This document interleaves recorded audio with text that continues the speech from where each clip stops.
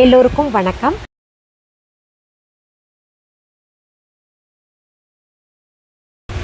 சிலர் கமெண்ட் பாக்ஸில் தொடர்ந்து கேட்டுக்கிட்டு இருக்கீங்க, நாங்கள் எந்த கிழமைகளில் கீரை வீட்டில் சமைச்சு சாப்பிடக்கூடாது அதை சொல்லுங்க அப்படின்றீங்க.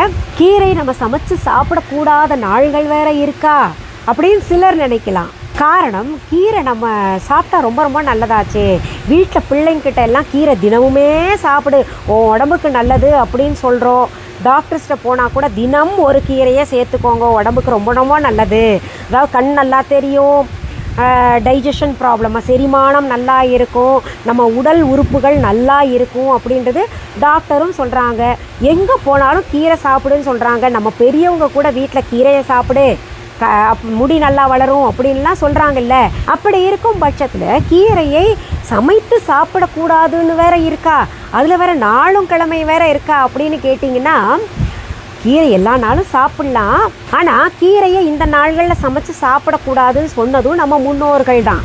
என்னடா இது, கீரையை சாப்பிடுன்னு ஒரு பக்கம் சொல்கிறாங்க, சில நாள்களில் சமைச்சு சாப்பிடக்கூடாதுன்னு சொல்கிறாங்க, ஒரே குழப்பமாக இருக்கே அப்படின்னு சொல்லிட்டு தான் சிலர் கமெண்ட்ஸில் கேட்டிருக்கீங்க. நம்ம பெரியவங்க சொல்லியிருக்காங்கன்னா எதையும் நம்ம கொஞ்சம் ஆராய்ந்து பார்க்கணும். அவங்க பொதுவாக கீரையை இந்த நாள்களில் சமைச்சு சாப்பிடாதீங்க அப்படின்னு 2 நாளாக சொல்லியிருப்பாங்க. எதுன்னா செவ்வாய்க்கிழமையும் வெள்ளிக்கிழமையும் கீரையை சமைத்து சாப்பிடாதீங்க அப்படின்னு சொல்லியிருப்பாங்க. அது ஏன் செவ்வாய்க்கிழமையிலையும் வெள்ளிக்கிழமையிலையும் கீரை சமைத்து சாப்பிடக்கூடாது அப்படின்னு சொல்லியிருக்காங்கன்னு நம்ம கொஞ்சம் ஆய்வு செய்தோமே ஆனால் நமக்கு விஞ்ஞான காரணங்கள் நிறைய புலப்படும். இந்த செவ்வாய்க்கிழமையிலையும் வெள்ளிக்கிழமையிலும் நாம் எண்ணெய் தேய்த்து குளிப்போம். அதுவும் குறிப்பாக பெண்கள் எண்ணெய் தேய்த்து குளிப்பாங்க. தினமுமே எண்ணெய் தேய்ச்சி யாருமே குளிக்க மாட்டாங்க இல்லையா. வாரத்தில் 2 நாளாவது எண்ணெய் தேய்ச்சி குளிக்கணும், இல்லாட்டி 1 நாளாவது எண்ணெய் தேய்ச்சி குளிக்கணும். அப்படி எண்ணெய் தேய்ச்சி குளிக்கணும்னா நம்ம பெரியவங்க சொல்லியிருக்காங்க, செவ்வாய் இல்லாட்டி வெள்ளிக்கிழமை எண்ணெய் தேய்ச்சி குளிங்கன்னு. ஏன் அந்த செவ்வாய் வெள்ளிக்கிழமை எண்ணெய் தேய்ச்சி குளிக்கணும் அப்படின்றதுக்காக பதிவு கூட நான் போட்டிருக்கேன். செவ்வாய்க்கிழமையும் வெள்ளிக்கிழமையும் பார்த்திங்கன்னா கிரகங்களை நம்ம பார்க்கணும். செவ்வாய் என்கின்ற கிரகமும் வெள்ளி என்கின்ற சுக்கிரன் கிரகம் இருக்கு இல்லையா, அதெல்லாம் ரொம்ப பவர்ஃபுல்லானது.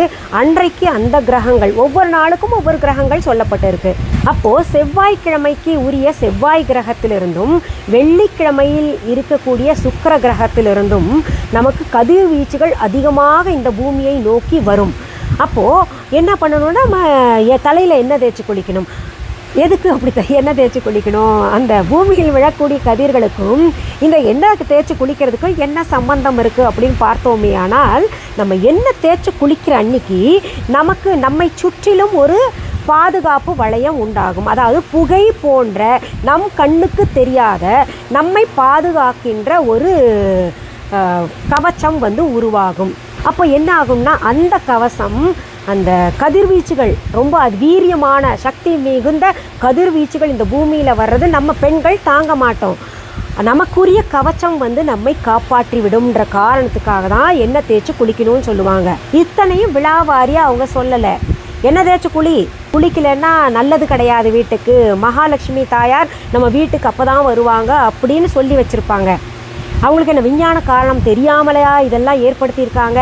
இன்றைக்கி நம்ம பல புத்தகங்களை புரட்டி விஞ்ஞான காரணங்கள் என்னன்னு தெரிஞ்சுக்கிறோம். ஆனால் அந்த காலத்தில் அவங்க புத்தகங்கள் எதுவும் படிக்காமல் வான சாஸ்திரத்தை, ஜோதிட சாஸ்திரத்தை, இன்னும் மனையடி சாஸ்திரத்தை, வாழ்வதற்கான சாஸ்திரங்களை எல்லாம் அனுபவ ரீதியாக அறிந்து இப்படி செய்யுங்கன்னு சொல்லியிருக்காங்க. அவங்க சொன்னது போல் செவ்வாய் வெள்ளிக்கிழமை நாம் தலைக்கு மட்டும் கிடையாது, அவங்க உடம்புக்கே எண்ணெய் தேய்த்து குளிக்கணும்னு சொல்லியிருக்காங்க. அதனால் நம் உடலில் இருக்கக்கூடிய உள்ளுறுப்புகளும் நம்ம தலையில் இருக்கக்கூடிய மூளையும் சிறப்பாக செயல்படுன்றதுக்காக அப்படி எண்ணெய் தேய்ச்சி குளிக்கணும்னு சொன்னாங்க. இதுவே ஆண்களுக்கு பார்த்திங்கன்னா சனிக்கிழமையில் எண்ணெய் தேய்ச்சி குளிக்கணும்னு சொல்லுவாங்க. ஏன்னா சனிக்கிழமையில் இருக்கக்கூடிய சனி கிரகத்திலிருந்து வரக்கூடிய கதிர்வீச்சுகள் ஆண்களுக்கு ஆகாதுன்றனால சனி நீராடு அப்படின்னு அவ்வை பாட்டியும் இன்னும் பல முன்னோர்களும் சொல்லியிருக்காங்க. இதை பற்றியெல்லாம் நான் சொல்ல ஆரம்பிச்சேன்னா ரொம்ப டீப்பாக போயிடுவேன், பதிவு ரொம்ப நீளமாக இருக்கும். அது சிலருக்கு பிடிக்குது, சிலருக்கு சுருக்கமாக முடியுங்க, சொல்ல வர விஷயத்த சொல்லிட்டு போயிட்டே இருங்க அப்படின்ற மாதிரி நினைக்கிறீங்க. தெரிஞ்சுக்கிறவங்களுக்கு நல்லது, தெரியலன்னா நட்டம் உங்களுக்கு தான் இல்லையா. அதனால தான் பார்த்தீங்கன்னா இப்போல்லாம் நான் ரொம்ப ஆராய்ச்சி பூர்வமாக எதுவுமே சொல்கிறதில்ல. நம்ம மக்களுக்கு பொறுமை இல்லை. வேண்டாத குப்பைகளை ஒரு மணி நேரம் இருந்தால் கூட அதை உட்காந்து பார்ப்பாங்க. கேளிக்கைக்குரிய விஷயங்களை பார்ப்பாங்க. ஆராய்ச்சிக்குரிய நம்ம வாழ்க்கைக்கு தேவையானவைகளெல்லாம் பார்க்கறதில்லன்னு தான் கொஞ்சம் கொஞ்சமாக நான் சுருக்கிக்கிட்டு வர்றேன். ஆனால் எனக்கு தெரியும், இது தெரிஞ்சு வச்சுருக்கேன். நீங்கள் கேட்டிங்கன்னா உங்களுக்கு அப்பப்போ சின்ன சின்ன பதிவுகளாக நான் கொடுக்குறேன். சரி, இப்போ இந்த கீரை விஷயத்துக்கு வருவோம். இந்த கீரை உண்பதால் நம்ம உடம்புல இருக்கக்கூடிய பித்தம், வாதம், கபம் எல்லாமே சரியாக இருக்கும். ஆயுர்வேத முறைப்படி பார்க்கும் பொழுது பித்தம், வாதம், கபம் மூன்றுமே ஒரு மனிதனுக்கு சரி விகிதத்தில் இருக்கணும். அப்படி இல்லைன்னா மனிதனுக்கு இது என்ன, பித்தம் இல்லைன்னா கூட பிரச்சனை, வாதம் வந்தால் கூட பிரச்சனை, கபம் ஏற்பட்டால் கூட பிரச்சனை இல்லையா? அப்போது இந்த கீரையை தினமுமே சாப்பிடுங்க அப்படின்னு சொல்கிறவங்க செவ்வாய் வெள்ளிக்கிழமைகளில் ஏன் சாப்பிடக்கூடாதுன்னு சொல்லியிருக்காங்கன்னா, எண்ணெய் தேய்ச்சி குளிக்கிறதே நமக்கு குளிர்ச்சியை தரக்கூடியது, கீரையும் நமக்கு குளிர்ச்சியை தரக்கூடியது. இந்த இரண்டும் சேர்ந்தால் இந்த கபம் சீக்கிரம் பிடிக்குது இல்லையா? ஒரு சிலருக்கு வந்து பார்த்திங்கன்னா சீக்கிரத்தில் நீர் உடம்பு, அவங்களுக்கு சீக்கிரத்தில் சளி பிடிக்கும். அப்படி இருக்கும்போது பார்த்திங்கன்னா இந்த கீரையும் எண்ணெய் தேய்ச்சி குளிக்கிறதும் ரெண்டுமே சேரும் பொழுது அவர்களுக்கு உடல் உபாதை ஏற்படுன்ற காரணத்தினால இது செவ்வாய் வெள்ளிக்கிழமையில் கீரை சாப்பிடாதீங்க அப்படின்னு நம்ம பெரியவங்க சொல்லியிருக்காங்க. அவங்க கபம் இருக்கிறவங்க சாப்பிடாதீங்க, பித்தம் இருக்கிறவங்க சாப்பிடாதீங்க, வாதம் இருக்கிறவங்க சாப்பிடாதீங்க தனித்தனியாக சொல்லலை. யாருக்கு என்ன இருக்கும்னு அவங்களுக்கு எப்படி தெரியும்? அதனால் பொத்தாம்பூதுவாக சொல்லி வச்சாங்க, செவ்வாய்க்கிழமையும் வெள்ளிக்கிழமையும் வந்து கீரையை சமைச்சு சாப்பிடாதீங்க அப்படின்னு. காரணம், அவங்களுக்கு சளி பிடிக்கும். எண்ணெய் தேய்ச்சி கட்டாயம் நம்ம சொன்னதெல்லாம் கடைபிடிப்பாங்க மக்கள். அவங்க எண்ணெய் தேய்ச்சி குளின்னா எண்ணெய் தேய்ச்சி அந்த காலத்தில் வீட்டில் பெரியவங்க இருந்து சொல்லியிருக்காங்கன்னா அது செயல்படுத்தியிருக்காங்க. எண்ணெய் தேய்ச்சி குளிச்சிருக்காங்க. அன்றைக்கி பார்த்திங்கன்னா கீரை சமைச்சு கொடுத்துருக்க மாட்டாங்க, அதையே சொல்லியிருக்காங்க. இது நம்ம சொல்லி வச்சுட்டு போவோம், பின்னாடி வரக்கூடிய சந்ததியினரும் இதை பின்பற்றுவார்கள். நமக்கு முன்னாடி வாழக்கூடியவர்கள் பின்பற்றுறாங்கல்ல, அதே மாதிரி அவங்களும் பின்பற்றுவாங்கன்னு நினச்சிட்டு அவங்க சொல்லிட்டாங்க. ஆனால் நம்ம இப்போ பெரியவங்க சொன்னதெல்லாம் ரொம்ப அலட்சியப்படுத்திக்கிட்டு நம் மனம் போன போக்கில் வாழ்ந்துக்கிட்டு இருக்கோம். சிலர் மட்டுமே கடைபிடிச்சிக்கிட்டு வர்றோம். அதனால தான் பொத்தாம் பொதுவாக வெள்ளிக்கிழமையும் சனிக்கிழமையும் வந்து எண்ணெய் தேய்ச்சி குளிக்கிற காரணத்தினால அந்த கிரகங்கள் ஏற்கனவே சக்தி வாய்ந்ததாக வருகிறது. அதில் இந்த கீரையும் சக்தி வாய்ந்தது, ரொம்ப பவரானது. கீரை சாப்பிட்டோன்னா உடம்புக்கு நல்லதுன்றனால தானே கீரை சாப்பிட சொல்கிறாங்க. சக்தி நமக்கு கிடைக்கும், உடலுக்கு ஆரோக்கியம் நல்லா இருக்குன்றதுக்காக. அந்த இரண்டும் சக்தி வாய்ந்தது சேர்ந்ததுன்னா நமக்கு ஏதாவது உடல் உபாதைகள் ஏற்படுத்துன்ற காரணத்துக்காக தான் செவ்வாய் வெள்ளிகளில் கீரை சமைத்து சாப்பிடாதீங்க அப்படின்னு சொல்லியிருக்காங்க. சரி, சனிக்கிழமை ஆண்கள் தலைக்கு எண்ணெய் தேய்ச்சி உடம்புக்கு எண்ணெய் தேய்ச்சி குளிக்கிறாங்க, அது அவங்க சாப்பிடலாமா அப்படின்னு கேட்டிங்கன்னா சனிக்கிழமை சாப்பிடாதேன்னு சொல்லலை. ஏன்னா ஆண்கள் கொஞ்சம் கடினமானவர்கள், அவர்களுடைய உடல் ஆரோக்கியம் கொஞ்சம் வலுவாக இருக்கும். இன்னொன்று, பெண்கள் வந்து பிள்ளையை பெற்றுக்கொள்ளணும், இன்னும் நிறைய விஷயங்கள் இருக்குது. நமக்கு மாதவிடாய் எல்லாம் ஏற்படுது இல்லையா, அதற்கெல்லாம் ஒவ்வாதுன்றதுனால சொல்லியிருக்காங்க. ஆனால் ஆண்களுக்கு அப்படி கிடையாது. அந்த சனிக்கிழமை சாப்பிடக்கூடாதுன்னு சொல்லலை. அதனால் சனிக்கிழமை தாராளமாக கீரை சமைத்து சாப்பிடலாம். இன்னொன்று, சனிக்கிழமை சனி கிரகத்திலிருந்து வரக்கூடிய கதிர்கள் வேறு, இந்த செவ்வாய் வெள்ளியில் வரக்கூடிய கதிர்கள் வேறு. அதனால் அதையும் இதையும் போட்டு குழப்பிக்காதீங்க. சனிக்கிழமைகளில் நீங்கள் கீரை சமைத்து சாப்பிடலாம். செவ்வாய் வெள்ளி கீரை சாப்பிடக்கூடாது என்று சொன்னதற்கு காரணம் இதுதான். இப்போ புரிஞ்சிருக்கும். இல்லை, நாங்கள் திடகாத்திரமான உடல் கொண்டவர்கள், எங்களுக்கு சளியெல்லாம் பிடிக்காது, நாங்கள் சமைச்சு சாப்பிட்லாமா அப்படின்னு நினைக்கிறவங்களுக்கு சொல்கிறேன், தாராளமாக.